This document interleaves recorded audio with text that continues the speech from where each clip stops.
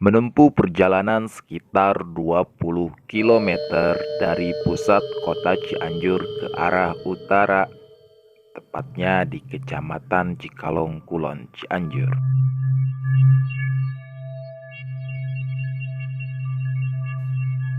Satu kawasan yang terkenal di kawasan Cikalong ini adalah makam Raden Arya Wirata Nudatar atau yang akrab disapa Eyang Dalem Cikundul.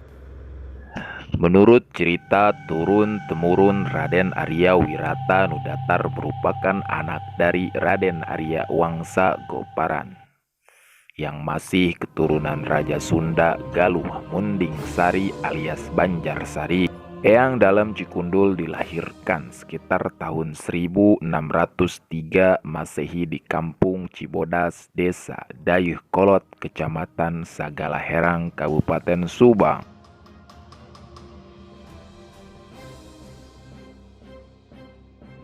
Pada usia 8 tahun ia dididik dan digembleng di Pegayonan atau Perguruan Islam Kesultanan Cirebon di bawah pimpinan penerus Syekh Syarif Hidayatullah. Eyang Dalem Cikundul seorang siswa yang teladan dan paling menonjol di antara siswa-siswa lainnya, serta menguasai bidang ajaran keagamaan, keperwiraan, dan ilmu kemasyarakatan. Tamat di perguruan tersebut, ia mendapat gelar Arya, merupakan kerabat keraton dengan kedudukan Ngabehi.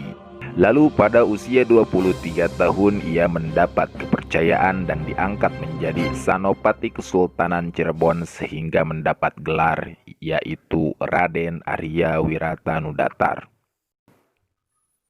Beliau mempunyai prajurit sebanyak 300 umpi, sekitar 1.200 jiwa dari Kesultanan Cirebon.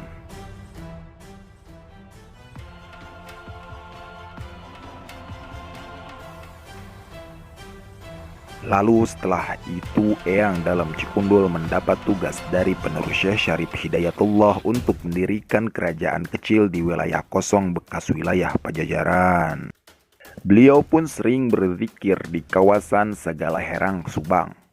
Saat berangkat, ia hanya diberi petunjuk untuk mendirikan kerajaan di kawasan selatan sebelah barat.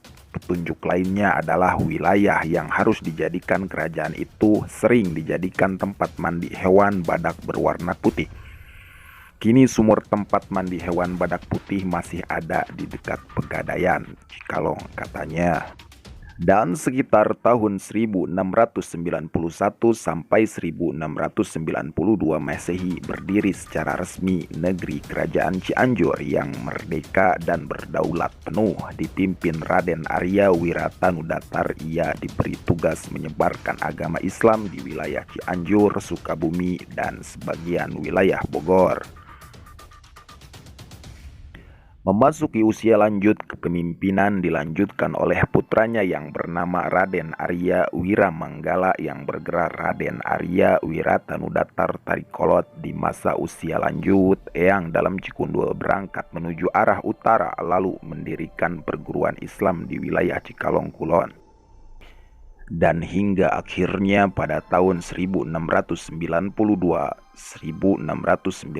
Masehi, Eyang Dalem Cikundul tutup usia. Dan kemudian disemayamkan di Bukit Pasir Gajah, Kampung Majalaya, Desa Cijagang, Kecamatan Cikalong Kulon.